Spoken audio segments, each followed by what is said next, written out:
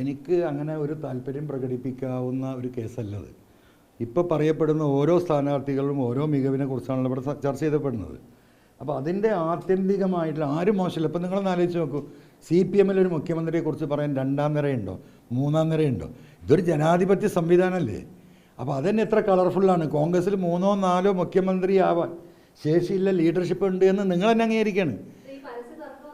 ഞങ്ങളെ ഒരു പരസ്യം തർക്കമുണ്ടായിട്ടില്ല. ആരെങ്കിലും പേര് തർക്കിച്ചോ? ഒരാളും തർക്കിച്ചിട്ടില്ല. ഇത് കോൺഗ്രസ് ആണ്. കോൺഗ്രസ് ഞാൻ എപ്പോഴും പറയും വളരെ ലൂസില്ലൊരു ഷർട്ടാണ് ഇതിൽ. അതൊക്കെ എല്ലാ കാലത്തും അപ്പുറത്തും ഉണ്ടായിട്ടില്ല. ഇപ്പോൾ VS-ഉം ഈ പറയുന്ന പിണറായിയും തമ്മിൽ എന്തൊക്കെ പ്രശ്നങ്ങളുണ്ടായിരുന്നു മുഖ്യമന്ത്രി പദത്തിന് വേണ്ടിയിട്ട്, എന്തെല്ലാം ചർച്ചകൾ നടന്നു. അവസാന ഘട്ടത്തിൽ എന്താ ചെയ്തത് പിണറായി? ഈ 2011 തെരഞ്ഞെടുപ്പിൽ VS LDF അധികാരത്തിൽ വരികയാണെങ്കിൽ VS ആയിരിക്കണം മുഖ്യമന്ത്രി എന്നുള്ളത് കൊണ്ട് ഒരുപാട് കമ്മ്യൂണിസ്റ്റുകാരെ തോൽപ്പിക്കുകയും ഒന്നിനും പറ്റാത്ത കുറേ ആളുകളെ സ്ഥാനാർത്ഥിയാക്കുകയും ചെയ്ത ആളാണ് ഈ പറയുന്ന പിണറായി വിജയൻ. ആ ഒരു അവസ്ഥയൊന്നും ഏതായാലും ഉണ്ടായിട്ടില്ലല്ലോ. ഈ KC വേണുഗോപാൽ, രമേശ് ചെന്നിത്തല, VD സതീശൻ, ഈ 3 പേരുകൾ PV അൻവറിന് ഏതായിരിക്കും? അല്ല, അത് എനിക്ക് എൻ്റെ 3 ആളും എൻ്റെ എന്താ പറയുക വളരെ അടുത്ത എൻ്റെ സ്ട്രോങ് വെൽവിഷേഴ്സാണ്. ഇപ്പോൾ അതിൽ ഞാൻ അഭിപ്രായം പറയില്ല. ഞാൻ പറയുന്നത് ഇടതുപക്ഷത്തിൽ CPM മുഖ്യമന്ത്രിക്ക് ഉണ്ടായ തർക്കത്തിൻ്റെ 10-1 പോലും ഉണ്ടായിട്ടില്ല. ഇവിടെ ഒരു കാലുവാരലും ഉണ്ടായിട്ടില്ല. നിങ്ങളൊക്കെ തന്നെ റിപ്പോർട്ട് ചെയ്യുന്നു UDF ഒറ്റക്കെട്ടായിരുന്നു. എന്നാൽ 2011 തെരഞ്ഞെടുപ്പ് LDF-ൻ്റെ തെരഞ്ഞെടുപ്പ് നിങ്ങൾ പരിശോധിച്ച് നോക്കിയാൽ വ്യാപകമായ കാലുവാരൽ നടത്തിയത് ഈ പറയുന്ന പിണറായി സംഘമാണ്. VS ഒരു കാരണം ഭൂരിപക്ഷം കിട്ടിയാൽ VS മുഖ്യമന്ത്രിയാവും. അത്ര വൃത്തികെട്ട പൊളിറ്റിക്സ് ഒന്നും എവിടെ ഉണ്ടായിട്ടില്ല. ഈ രാഹുൽ മാങ്കൂട്ടത്തിൽ നിലമ്പൂർ ഇലക്ഷൻ സമയത്ത് താങ്കളെ വന്ന് കണ്ടത് അതൊക്കെ അതൊക്കെ കഴിഞ്ഞു പോയി. നമ്മൾ ഇപ്പോഴത്തെ പൊളിറ്റിക്സിന് ഇഷ്ടം പോലെ നമുക്ക് പറയാനുണ്ടല്ലോ. അല്ലല്ല, അതൊക്കെ കഴിഞ്ഞ് സോവർ. ഞാൻ എക്സ്പ്ലെയിൻ ചെയ്തിട്ടുള്ള സംഗതിയാണ്. തീർച്ചയായിട്ടും വർഷങ്ങൾക്ക് മുമ്പേ അൻവർക്ക് ഞാനായിട്ട് സൗഹൃദമുണ്ട്.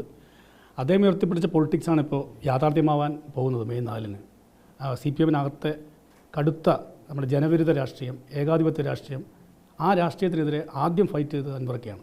അത് കേരളത്തിൽ ജനങ്ങൾക്കറിയാം. അതിനുശേഷമാണ് പിന്നീട് അതൊരു മാസമായി വരികയും തെരഞ്ഞെടുപ്പ് റിസൾട്ടായി മാറാൻ പോവുകയും ചെയ്യുന്നത്. എന്നെ കാണാൻ വന്നതിൽ തികച്ചും വ്യക്തിപരമാണെങ്കിലും വലിയ ആശ്വാസം ഉണ്ടായിരുന്നു. തെരഞ്ഞെടുപ്പിൻ്റെ സ്ട്രെസ്സ് ഒരുപാട് അനുഭവിച്ചു. ഇക്കെ പറഞ്ഞ പോലെ തന്നെ VS-ൻ്റെ കൂടെ കുറേ കാലം തെരഞ്ഞെടുപ്പ് രംഗത്തുണ്ടായിരുന്നെങ്കിലും സ്വയം സ്ഥാനാർത്ഥിയായത് ആദ്യമായിട്ടാണ്. അതിനുശേഷമുള്ളൊരു ആശ്വാസവാക്കുമായിട്ടാണ് ഇക്കെ വന്നത്. എന്തായാലും മാനസികമായിട്ടൊരു സന്തോഷമുണ്ട് അദ്ദേഹം വന്നതിലും, ഐക്യദാർഢ്യം പ്രഖ്യാപിച്ചതിലും സന്തോഷമുണ്ട്. ഈ കൂട് മാറിയവർ ഒരു പ്ലാറ്റ്ഫോമിൽ എത്തുമെന്ന് പറയുന്നത് അതിനോട് എന്താണ്? അല്ല, അങ്ങനല്ല. ലെഫ്റ്റ് പൊളിറ്റിക്സ് ഇവിടെ ഉണ്ടാവണം. ലെഫ്റ്റ് പൊളിറ്റിക്സ് അല്ല, ലെഫ്റ്റ് പൊളിറ്റിക്സ് ഇക്കെ പറഞ്ഞതിൻ്റെ അപ്പുറത്തേക്ക് ഒന്നും ചേർക്കാനില്ല.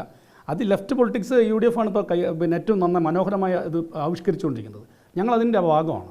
അതിലൊരു രാഷ്ട്രീയമുണ്ട്, ശരിയായ രാഷ്ട്രീയമുണ്ട്. അല്ലാതെ വേറെ ഒരു അർത്ഥം അതിന് കാണേണ്ടതില്ല. ഇടതുപക്ഷം അത് ഇക്കെ പറഞ്ഞല്ലേ, നന്നായി ഇടതുപക്ഷം മിക്കല്ലേ സംസാരിച്ചത്. പ്രതിപക്ഷ നേതാവും കോൺഗ്രസ് ലീഡേഴ്സൊക്കെ പറഞ്ഞില്ലേ ഞങ്ങളാണ് ലെഫ്റ്റാണ്. അതായത് UDF എന്ന് പറയുന്ന ആളാണ് genuine left. We are the Nehruvian ലെഫ്റ്റിസ്റ്റാണ് എന്ന് പറഞ്ഞല്ലോ. That is all. അവിടെ തീർന്നത്. നോക്കുമ്പോൾ നോക്കാന്ന് ഞാനത് കഴിയട്ടെ, സമയമുണ്ടല്ലോ. ഞങ്ങൾക്ക് ഇതിലൊരു തിരക്കില്ല. ഞാൻ എപ്പോഴും പറയുന്ന ഒരു തിരക്കില്ലാത്ത രാഷ്ട്രീയക്കാരനാണ്. നമ്മൾ ഉദ്ദേശിച്ച ഈ പിണറായിസും ഈ കുടുംബാധിപത്യവും മരുമോനിസും ഈ നാടിന് വിഷമാണ്. ആ പാർട്ടിയെ തകർത്തു. ഇനി ഈ നാടിനെയും കൂടി തകർക്കും. ഒരു 5 വർഷം കൂടെ കിട്ടിയാൽ അതിനെതിരാണ് ജനം. ഇനി ഒരൊറ്റ കാര്യം കൂടിയും പറയാം. പിണറായി വിജയൻ പരാജയപ്പെട്ടാൽ പോലും നിങ്ങളാരും ഞെട്ടാൻ നിൽക്കണ്ട. ഒന്നുകിൽ ഒരു 10,000 വോട്ടിൻ്റെ ഭൂരിപക്ഷത്തിന് 10,000-ന് താഴെ, അല്ലെങ്കിൽ അദ്ദേഹം ഈ പറയുന്ന അദ്ദേഹത്തിൻ്റെ മണ്ഡലത്തിൽ പരാജയപ്പെട്ടാൽ പോലും കേരളം ഞെട്ടേണ്ട ആവശ്യമില്ല. അതാണ് കേരളത്തിൻ്റെ അടിത്തട്ടിലെ സഖാക്കളുടെ മാനസികാവസ്ഥ. റിയാസ് എപ്പോഴോ തോറ്റു. അല്ല, VC-ഒക്കെ റെഡിയാക്കിന്നല്ല പറഞ്ഞപ്പോൾ. അല്ല, അപരന്മാർ അത്യാവശ്യം വോട്ട് പിടിക്കും. ഞാൻ മനസ്സിലാക്കുന്ന ഒരു 3000 വോട്ടെങ്കിൽ 4 അപരന്മാർ പിടിക്കുന്ന കണക്കല്ല. അതൊരു അസംഷനാണ്. അതാണെങ്കിൽ പോലും അതിനെ മറികടന്ന് ഞങ്ങൾ ജയിക്കും. ഓക്കെ.